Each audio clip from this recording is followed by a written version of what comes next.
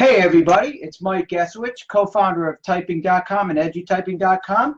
Welcome to another exciting episode of Ask EduTyping, where we broadcast live user questions and answers each week at 4:15 Eastern Time to answer all keyboarding questions for users of Teaching.com and EduTyping, as well as the keyboarding population at large. So we start each show with a tip of the week, and this week I chose to, it's really not a tip, it's more of a motivator based on one of our users' feedback that came in to us this week. And we get these kind of stories all the time, so I want to share this success story with you today.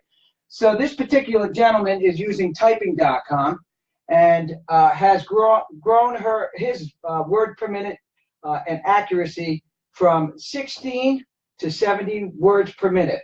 So 74. So that's an exciting and enormous gain in typing efficiency, as well as showing that the products work and do wonders for students all across America. So congratulations to this student. I'm leaving his name anonymous because he asked me to, but hopefully this is something that's happening and you're seeing progression as you're working with one of our typing platforms. So each week we take user questions, and this week we're going to have my colleague Rennie Sullivan read our first question. So Rennie? Thanks, Mike. Ian Taylor asks, I wanted to inquire about a data entry test and if there was a way to print results to show an employer. Great question, Ian. So in order to demonstrate your efficiency on the keyboard, in this case you asked about data entry, and that can mean a number of things. That can mean how you're doing on the alphanumeric keys or the numeric keypad, which is on the right-hand side of your keyboard. But all you need to do is complete any lesson within the typing product. And we also offer a number of timed writing tests as well. And those results are printable, very simple. All you have to do is log into the program, complete an assignment or one of the typing tests, and then from the file menu in any browser, just choose print, and that will demonstrate your words per minute and accuracy score on whatever assignment or lesson you complete.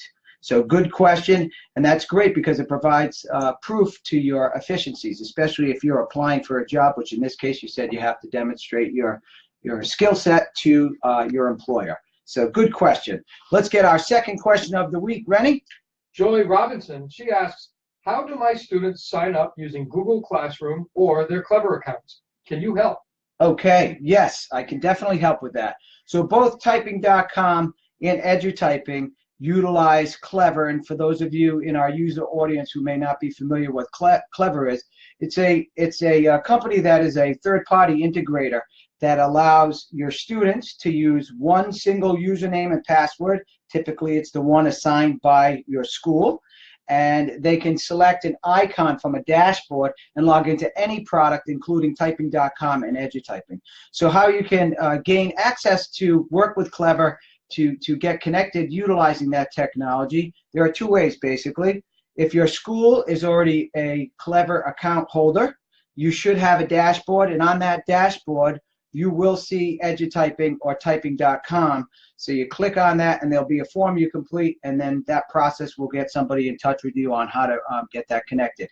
Now if you're not a current Clever user, you can use, if you go to the website Clever.com, there's a Get Started with Clever button right on their homepage, form to fill out, and that will get the process started as well. It's pretty seamless and pretty easy, and anyone from your technology department should be able to assist you with that in making that connection.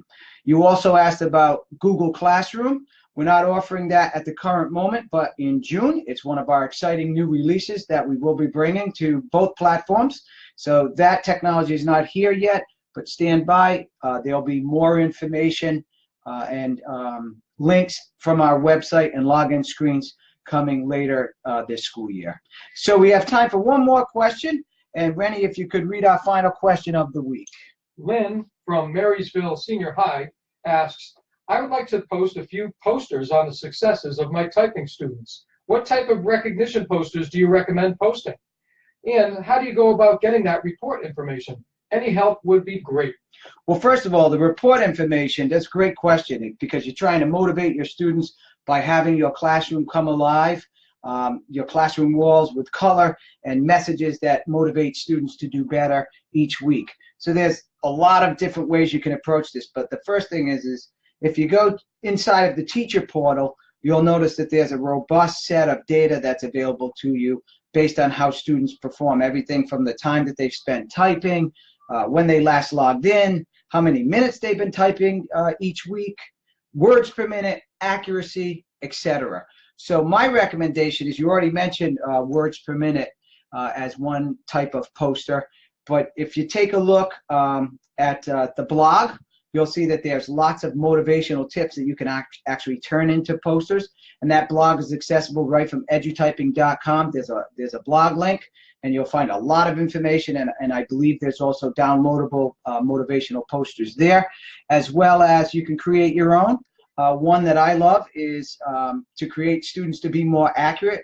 You can post a picture using some clip art image of a target, and then you want to say something like, accuracy is more important than speed, and draw a bullseye and put a message inside of that. So those are just a couple of ideas. There literally are many more, and if you email me, I'd be happy to provide you with a couple of free downloadable poster links, as well as information on how to message some of the